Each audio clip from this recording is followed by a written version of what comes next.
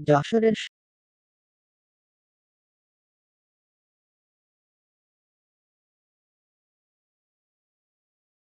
শাসা উপজেলায় এক মাদকাসক্ত ছেলের ইটের আঘাতে ষাটোর্ধ্ব মহিউদ্দিন নামে এক প্রৌঢ় ব্যক্তির মৃত্যু হয়েছে।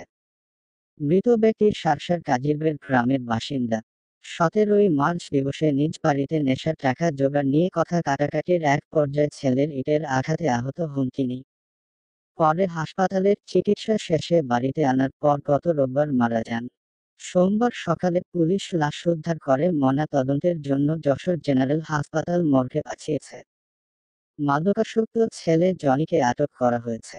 মহিউদ্দিনের বড় ছেলে জাহিদ জানান, বখাতে জনি প্রায়ই মাদক সেবন করে বাড়িতে ঝামেলা বাঁধাত।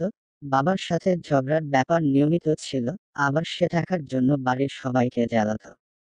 সেদিন আমার বাবার কাছে ছোট ভাই জনি নেশা করার জন্য টাকা চায়। টাকা না দিলে দুজনের মধ্যে কথা কাটাকাটির এক পর্যায়ে জনি ইট দিয়ে বাবার মাথায় আঘাত করে। গুরুতর আহত বাবাকে হাসপাতালে ভর্তি করি। এক সপ্তাহ হাসপাতালে রাখার পর বাড়ি নিয়ে আসার কিছুদিন পর গত রোববার রাতে বাবা মারা যান। আমরা জনির শাস্তি চাই, আর কাউকে যেন এরকম মর্মান্তিক ঘটনার শিকার হতে না হয় সে কামনা করছি। এলাকাবাসী জানায় মহিউদ্দিন খুব ভালো লোক ছিলেন, যে কারো বিপদে আপদে তিনি এগিয়ে আসতেন।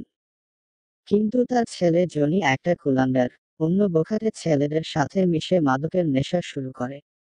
এটা নিয়ে তাদের বাসায় খুব অশান্তি ছিল, তবে সে যে নিজের বাপকে খুন করে বসবে সেটা আমরা ভাবতেও পারিনি।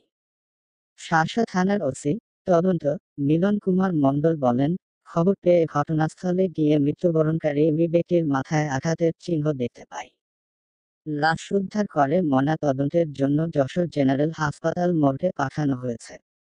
মাদকাসক্ত ছেলে জনিকে আটক করছে পুলিশ।